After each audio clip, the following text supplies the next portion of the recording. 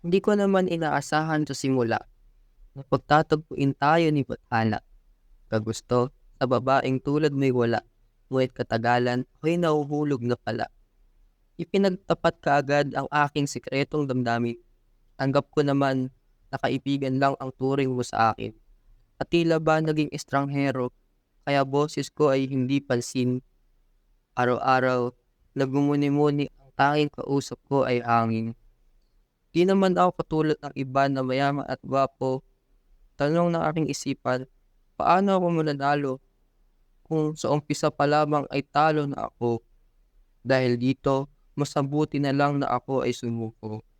Pero salamat, marami akong natutunan na lahat ng bagay ay may hangganan. Kaya sa landas ng pag-aaral ay aking pagtuunan. Uunahin ko muna ang sarili kong kinabukasan.